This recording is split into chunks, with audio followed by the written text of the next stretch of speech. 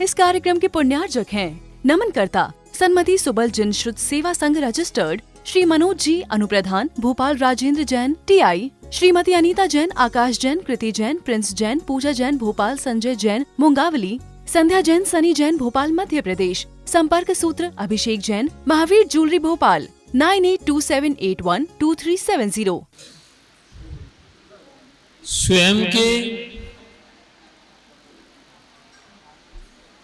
स्वयं से जो दूर होता है वह सब पर होता है। जो पर होता है वह स्वयं के निकट होता हुआ भी स्वयं के निकट नहीं होता है। जो पर है, दूसरा है, वह दूसरा ही है।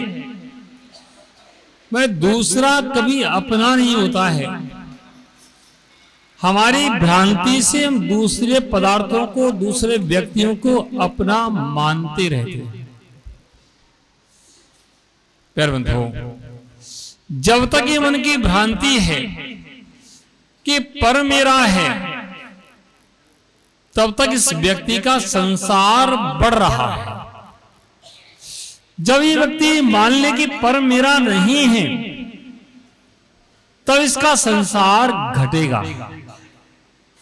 जब तक इसने माना कि पर पदार्थ मेरा है, पर व्यक्ति मेरा है, तो इसका संसार बढ़ रहा है। और ऐसे संसार बढ़ते बढ़ते इस जीव का अनंत काल बीत जाता है। इस जीव का अनंत काल बीत जाता है और इस जीव का संसार ऐसे ही बढ़ता रहता है। प्यारे बंधुओं, अनंत काल बीत जाए, अनंत काल बीत जाए, ऐसे संसार में रहते रहते, और जिसका कारण पता हो कि किन कारण से बीत रहा है, और फिर भी हम उस कारण को दूर करने का उद्यम ना करें, तो हमारे लिए थोड़ा सोचना चाहिए।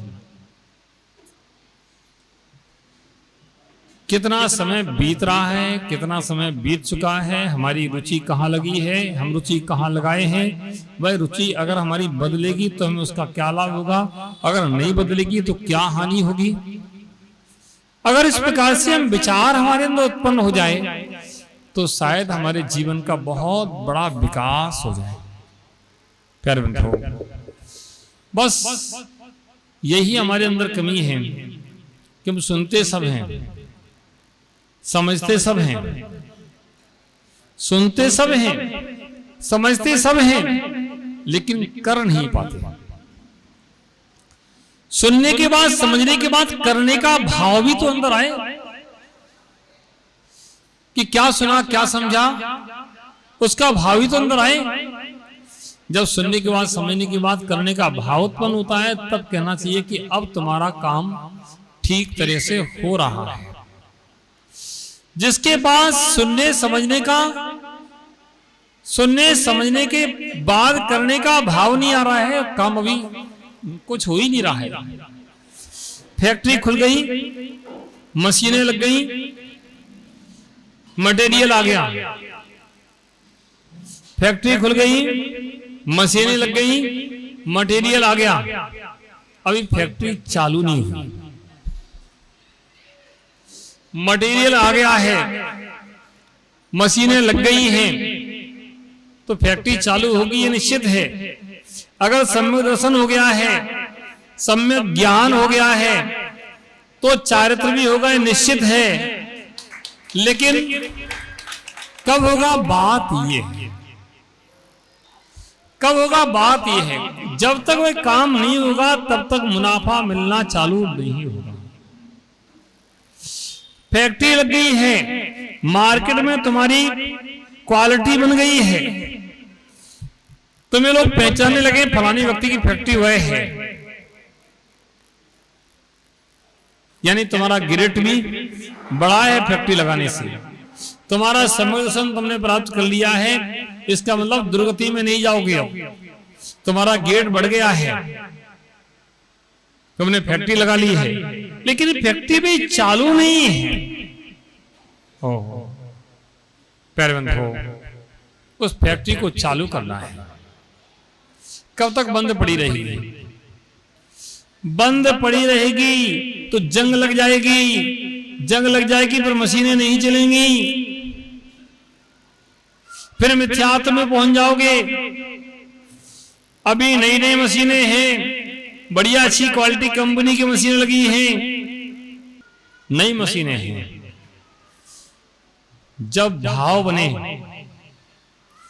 जब भाव बने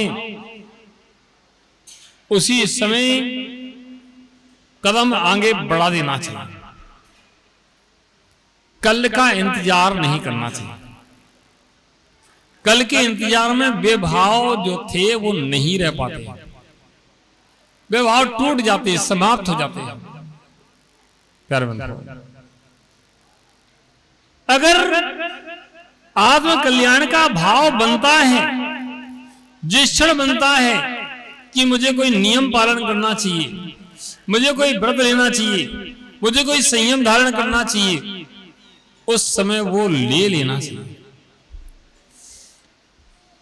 कहा जाता है अच्छे काम के लिए सोचना मत, कर लेना, और बुरे काम के लिए कल पर टाल देना, उसके लिए सोचना भी नहीं, उसके लिए कल पर टाल देना।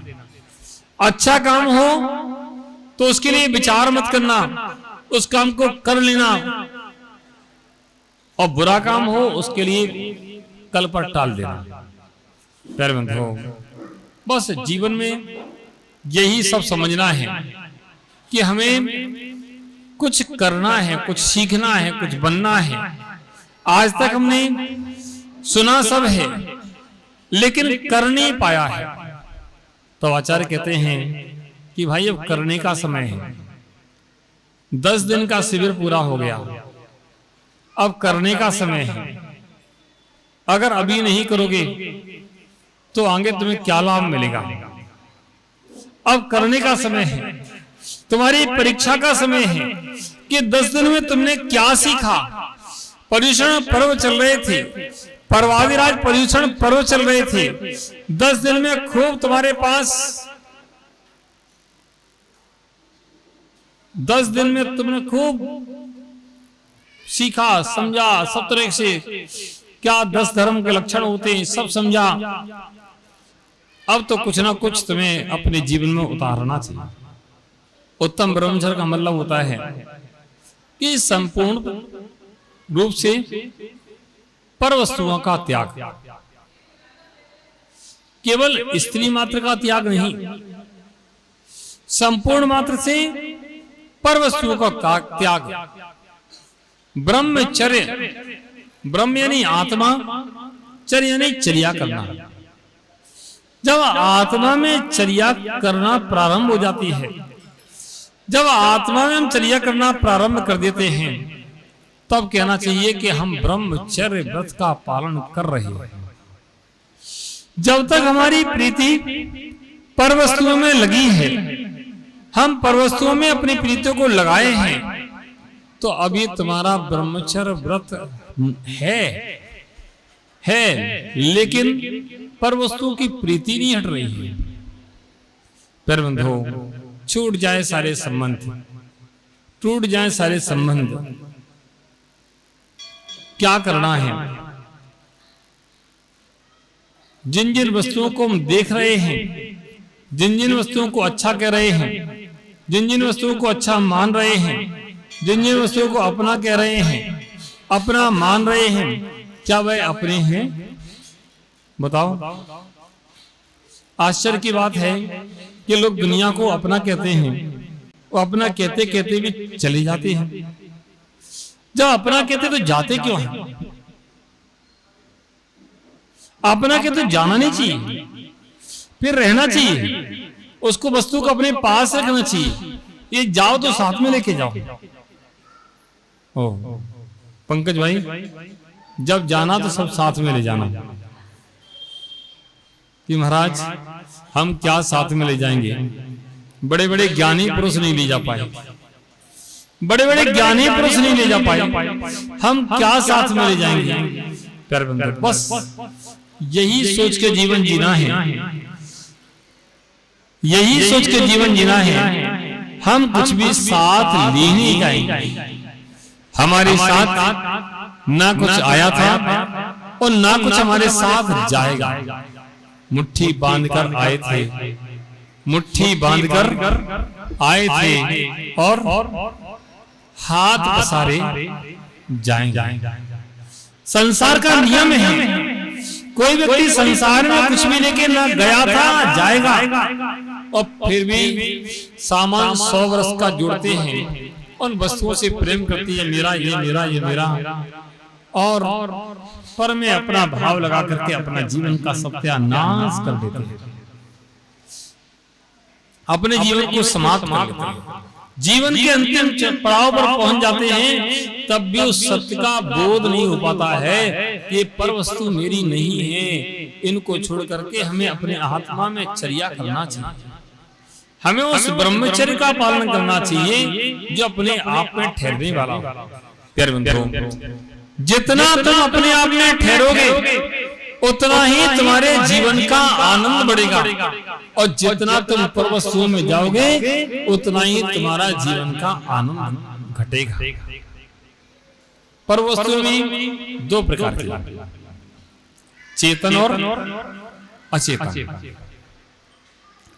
अचेतन वस्तु हमारा मकान, हमारी दुकान, हमारा घर द्वार और भी वस्तुएं उपयोग में आती हैं। हमारा पलंग, हमारी कुर्सी, हमारे टेबल, हमारे कपड़े। और चेतन वस्तु में हमारा परिवार,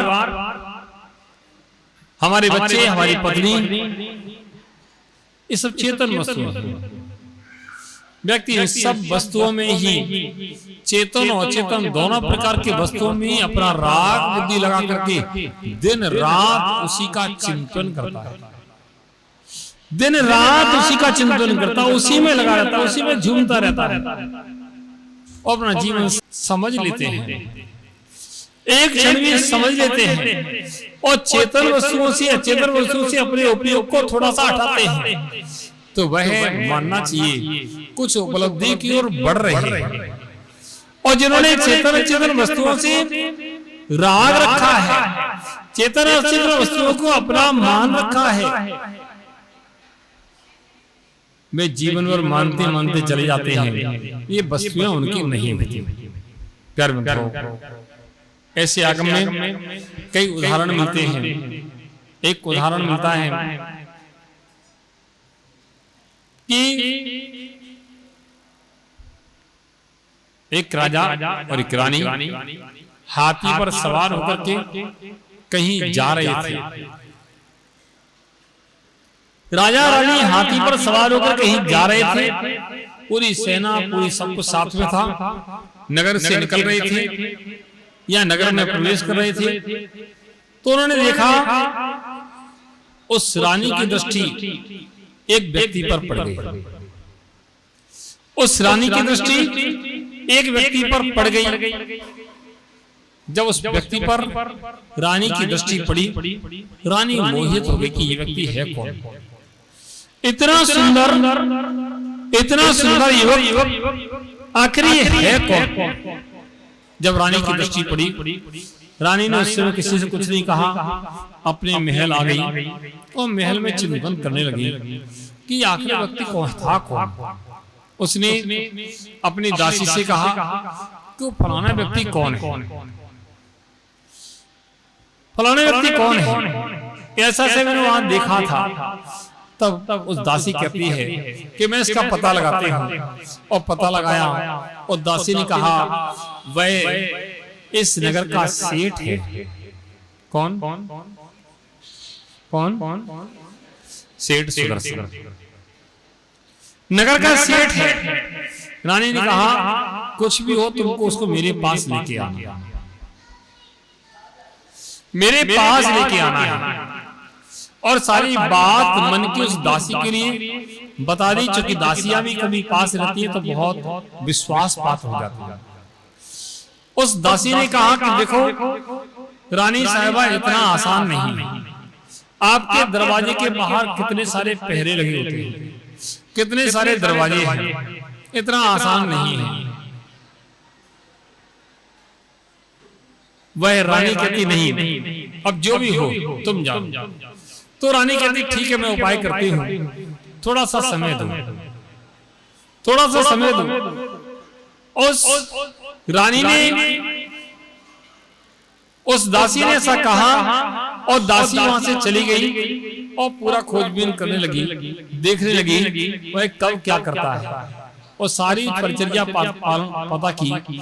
तो यह तो शील व्रत का धारी सुदर्शन सेठ है, वह कभी शील व्रत को भंग नहीं कर सकता है। उसको ज्ञात हुआ, लेकिन रानी के पास तो ले जाना था, रानी के पास तो ले जाना था। तो सेठ सुदर्शन रात्रि के समय शमशान में जाकर के साधना करते थे, शमशान में साधना करते थे। चतुर्दशी अष्टमी को विशेष रूप से शमशान में जाकर के साधना करते थे। जब रानी को हुआ कि वह शमशान में, दासी ज्ञात के शमशान में साधना करते हैं, तो उसने कहा अब अपना काम बन जाए। उस रानी ने एक व्यक्ति से पुतले बनवाए, पुतले बनवाए और उन पुतलों को 7 पुतले बनवाए। कितने पुतले बनवाए? 7 दरवाजे थे, 7 पुतले बनवाए और उन पुतलों को, एक पुतले को लेकर कंधे पर रखे, दासी अपने रानी के महल की ओर बढ़ी। उस दरबार ने रोका कि भाई ऐसे नहीं जा सकते, क्या है, कैसे, कुछ नहीं है, मुझे रानी के यहाँ जाना है, मुझे आज्ञा है। उसने अपने शब्दों में कहा कि पता नहीं मैं कौन हूँ, मैं रानी की दासी हूँ खास, मुझे जाने दो। उसके नहीं, बिना दिखाए तुम नहीं जा सकते। इस कार्यक्रम के पुण्यार्जक थे नमनकर्ता सन्मति सुबल जिन श्रुत सेवा संघ रजिस्टर्ड श्री मनोज जी अनुप्रधान, भोपाल राजेंद्र जैन TI, श्रीमती अनीता जैन, आकाश जैन, कृति जैन, प्रिंस जैन, पूजा जैन भोपाल, संजय जैन मुंगावली, संध्या जैन, सनी जैन भोपाल मध्य प्रदेश। संपर्क सूत्र अभिषेक जैन, महावीर ज्वेलरी भोपाल 9827812370।